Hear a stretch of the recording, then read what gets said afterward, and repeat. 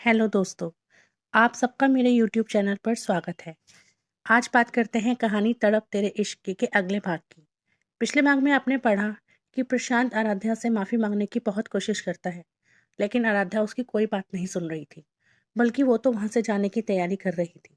प्रशांत एक बार फिर उससे बात करने के लिए उसके कमरे में जाता है, तो देखता है कि वो अपनी पैकिंग कर रही है। ये देखकर वो दनदनाता हुआ आराध्या के पास जाता है और एकदम से, ये पैकिंग क्यों कर रही हो तुम? उसे पता ही नहीं चलता कि कब वो आराध्या के ऊपर हक जताने लग गया है। वो पूरे हक के साथ उससे सवाल करता है। आराध्या उसकी तरफ देखे बिना, दादी अब बिल्कुल ठीक है, मेरे रुकने का भी यहाँ कोई मतलब नहीं बनता। वैसे भी और कितना गिरूंगी मैं? वो अपने कपड़े अपने सूटकेस में रखते हुए बोलती है। उसकी आवाज में कितनी तकलीफ थी वो प्रशांत महसूस कर पा रहा था। देखो तुम ऐसे नहीं जा सकती, वो एकदम से बोलता है।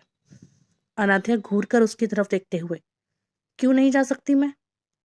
और तुम होते कौन हो मुझसे इस तरह बात करने वाले? वो अपनी एक आईब्रो उचकाते हुए बोलती है। प्रशांत समझ रहा था कि वो इस वक्त गुस्से में है और कुछ भी समझने की हालत में नहीं है। वो उसको शांत करते हुए, देखो तुम समझ नहीं रही हो। पर आराध्या बीच में ही उसे अपना हाथ दिखाकर रोकते हुए, बस, मैं तुम्हें बहुत अच्छी तरह समझ चुकी हूँ। तुम बहुत ही बदतमीज और घमंडी इंसान हो। वो ही देखते हो जो तुम देखना चाहते हो, वो ही सुनते हो जो तुम सुनना चाहते हो, वही समझते हो जो तुम समझना चाहते हो। दूसरे इंसान का कोई महत्व ही नहीं है तुम्हारी नजरों में, और ऐसे लोगों के साथ मुझे काम नहीं करना। वो लगातार बोले जा रही थी, यहाँ तक कि वो प्रशांत को बोलने का मौका भी नहीं दे रही थी। जहाँ इन दोनों में बहस हो रही थी, वहीं शकुंतला और पुष्पा दोनों की शादी के सपने देख रही थी। कितनी प्यारी जोड़ी लगती है ना दोनों की, कितने अच्छे लगते हैं ना दोनों साथ में। और तूने देखा, अब तो प्रशांत भी आराध्या से अच्छे से बात कर रहा है, शकुंतला पुष्पा से कहती है। पुष्पा भी चहकते हुए उसकी हाँ में हाँ मिलाते हुए, अरे बिल्कुल सही कहा तूने। आराध्या को देखा मैंने, कितनी समझदार सी लग रही है मेरी बच्ची। मुझे तो यकीन ही नहीं हो रहा कि इन दोनों में इतनी जम रही है। जहां ये दोनों गलतफहमी का शिकार हो चुकी थी, वहां उधर कमरे में आराध्या और प्रशांत कुत्ते बिल्ली की तरह लड़ रहे थे। दोनों बहस कर रहे थे। प्रशांत उसे रोक रहा था और आराध्या उसे कह रही थी कि तुम्हारा हक क्या है मुझ पर? तुम मुझे किस हक से रोक रहे हो, और मैं तुम्हारी बात क्यों सुनूं? वो अपना सामान अपने सूटकेस में रखते जा रही थी और प्रशांत पर अपना गुस्सा निकालती जा रही थी। प्रशांत जब भी कुछ कहने के लिए अपना मुंह खोलता, तभी आराध्या उसे सुनाना शुरू कर देती। जब प्रशांत को कुछ समझ नहीं आता, तो वो एकदम से उसका हाथ पकड़ता है और अपना दूसरा हाथ उसके होठों पर रखते हुए उसे पीछे दीवार से लगाते हुए, चुप, बिल्कुल चुप, बहुत बोल चुकी हो तुम, अब मैं बोलूंगा, वो उसे चुप करवाते हुए बोलता है। पर आराध्या तो आराध्या है, वो तो पहले ही प्रशांत के ऊपर गुस्सा हुए बैठी थी। जोर से अपना पैर उसके पैर पर मारती है, जिससे प्रशांत अपना हाथ उसके होठों से हटा लेता है।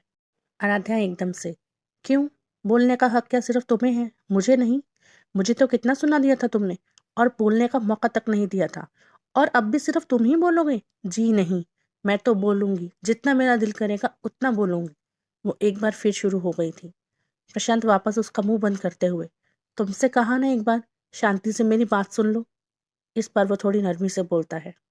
एक पल के लिए आराध्या शांत होती है और प्रशांत की तरफ देखती है, जिसकी आंखों में उसे पछतावा साफ नजर आ रहा था। अगर उसको पछतावा नहीं होता तो वो कभी आराध्या से माफी नहीं मांगता। जाने देता वो उसको अपने घर से कि ठीक है, कोई बात नहीं, जो हो गया सो हो गया। लेकिन उसे सच में पछतावा था, इसलिए वो बार बार उसके आगे पीछे घूम रहा था माफी मांगने के लिए। आराध्या खामोशी से उसको देख रही थी। प्रशांत उसके होठों से अपना हाथ हटाते हुए, अब तुम कुछ नहीं बोलोगी, सिर्फ मेरी बात सुनोगी। देखो, मैं मानता हूँ कि मुझसे बहुत बड़ी गलती हो गई है, इसके लिए मैं तुमसे हाथ जोड़कर माफी मांग रहा हूँ। बस एक बार ठंडे दिमाग से सोचो और खुद को मेरी जगह लेकर आओ, सिर्फ एक बार।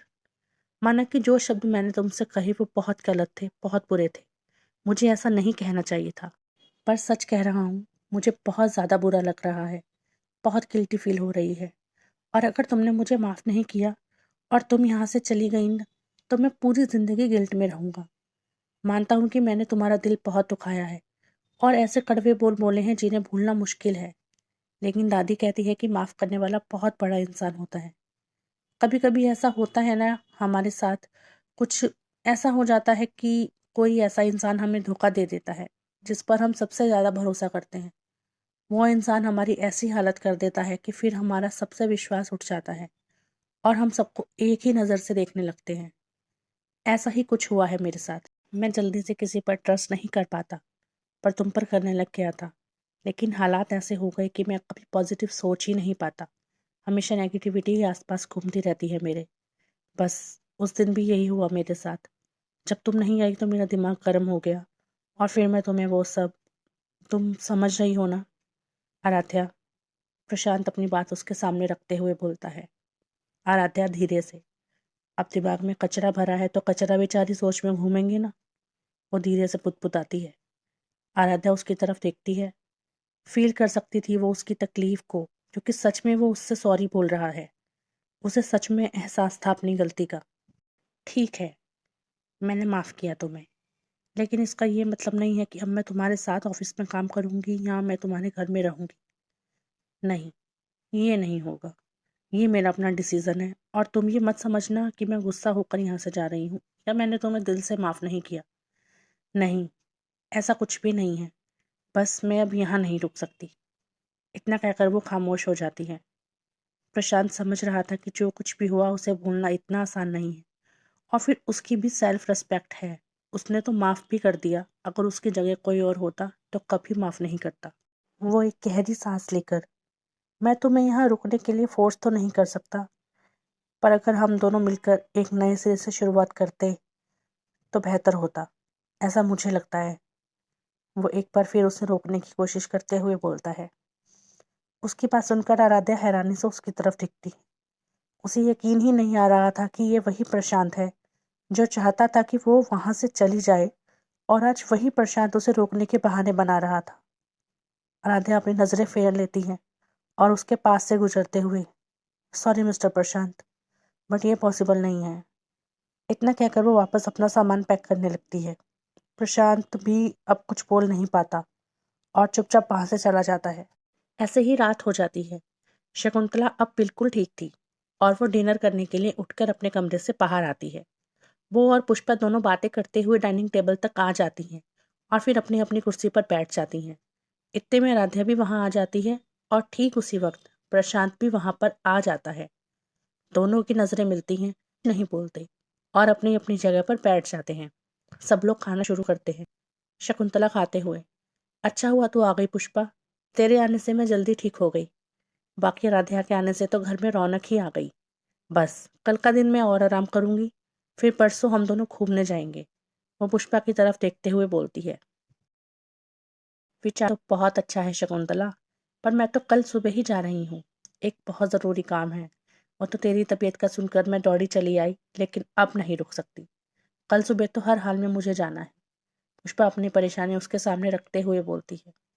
शकुंतला कुछ बोलती उससे पहले ही आराध्या, आप अकेली नहीं जा रही हैं दादी, मैं भी आपके साथ जा रही हूँ वापस। ये सुनकर पुष्पा और शकुंतला हैरानी से उसकी तरफ देखते हैं। हालांकि प्रशांत को उम्मीद नहीं थी कि वो ऐसे सबके सामने कह देगी, पर अब वो कर भी क्या सकता था। सब कुछ तो करके देख चुका था वो उसे रोकने के लिए। शकुंतला और पुष्पा एक दूसरे की तरफ देखती हैं और आंखों ही आंखों में एक दूसरे से पूछती हैं कि ये क्या हुआ, तुम्हें कुछ पता है? फिर पुष्पा एकदम से, तो क्या कह रही है आराध्या? तुझे तो मैं यहाँ काम सीखने के लिए। आराध्या बीच में ही, प्लीज दादी, ये आप भी जानती है कि ये काम वाम मेरे बस की बात नहीं है। मुझे नहीं करना कोई काम। मैं आपके साथ वापस जा रही हूँ, मतलब जा रही हूँ, ये बात फाइनल है। इस बार वो थोड़ा गुस्से से बोलती है।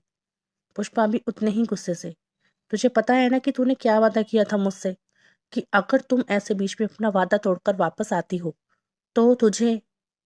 हाँ दादी माँ, मुझे अच्छे से याद है कि अगर मैं अपना वादा तोड़कर घर वापस आती हूँ तो मुझे शादी करके अमेरिका जाना होगा, यही ना?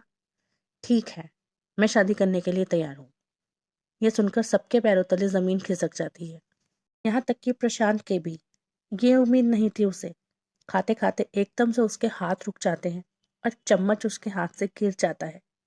पता नहीं क्यों अजीब लगा उसे आराध्या की शादी की बात सुनकर।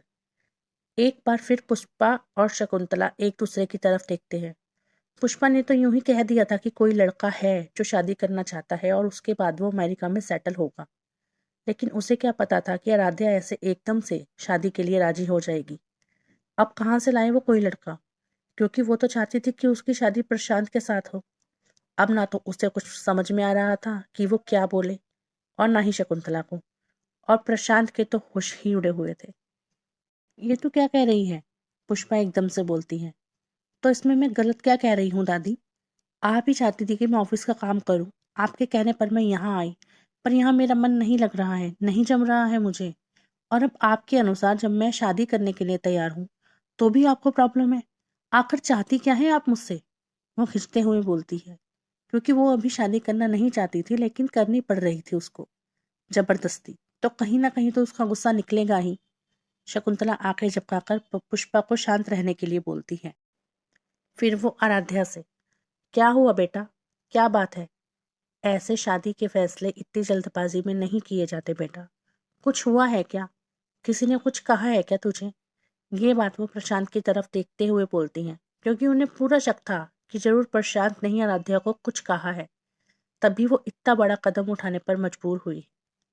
शकुंतला की बात सुनकर प्रशांत अपनी नजरें झुका लेता है, क्योंकि उसे अच्छे से पता था कि जो कुछ भी हो रहा है उसी की वजह से हो रहा है।